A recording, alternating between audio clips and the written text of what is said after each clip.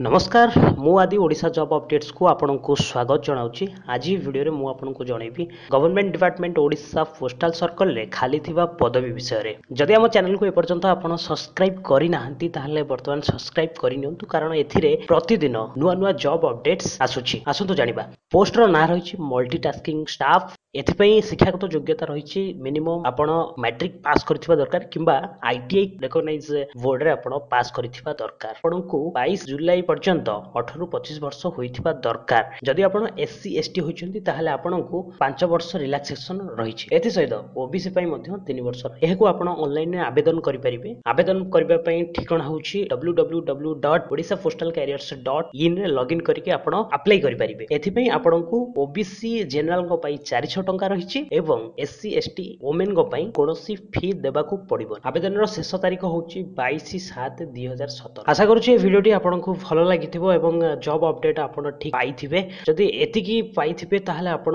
Channel को subscribe करबाकू भूलिबेनी एवं video को लाइक करन। आज पई एतिकी पुणी एक नुवा अपडेट सहित आसी। ए पर्यंत विदाय नेउछि। वंदे उत्कल जननी।